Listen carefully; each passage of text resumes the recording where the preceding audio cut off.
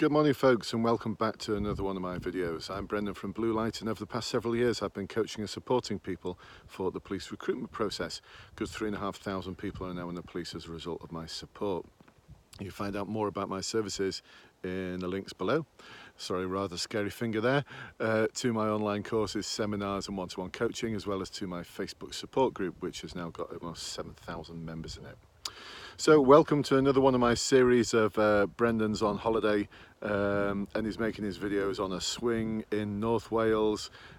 Weather's a bit ropey this morning, but still an amazing view from our friend's house in North Wales. Can't quite see the sea because of all the haze, but still fabulous here.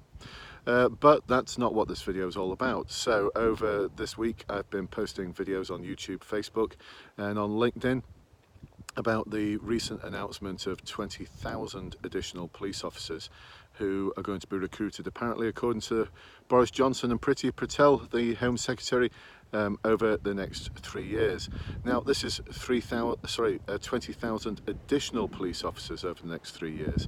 So if recruitment just continued as it is, where at this moment in time, according to Home Office figures, about 8,500 officers are recruited each year due to resignations and retirements, just to keep forces standing still at the already low levels they are, because the police service has lost over 21,000 officers over the past 8 years, from March 2010 to March 2018.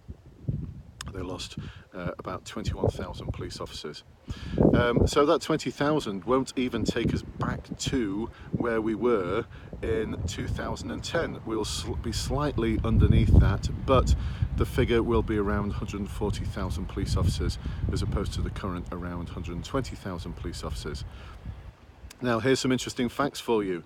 I did some number crunching and worked out that if we're going to recruit 45,500 police officers, then in 3 years' time that's going to equate to just about a third of all police officers, just slightly under a third of all police officers in the country will have less than 3 years service. Oh my goodness. A third of all the police officers in the country will have less than 3 years service. Now if you also do the math around the number of police officers that have been recruited over the past 2 years, so it's in 3 years time we'll be working out the percentage of officers who have less than 5 years service in the police service. That will be a whopping 45%. 45% according to my math, and it might be questionable. Please someone else do the math and tell me if I'm wrong. But 45% of all police officers in 5 years' time will have less than 5 years service. That is kind of scary. It's going to throw up a huge amount of supervision issues, training issues. Who's going to coach and support all of these individuals who are going to join over the next 3 years? And importantly, for those people who've just joined now or have joined over the past 2 years, how are they going to manage being the senior officers on their shift, as in senior in service? So you're going to find that officers are pretty much going to be thrown into the tutor role before they've even finished their 3-year probation, because the probation now under the PCDA, Police Constable Degree Apprenticeship process, will be 3 years long. So my guess is there'll be tutor constables before they've even finished their own probation. Just scary, folks, just scary.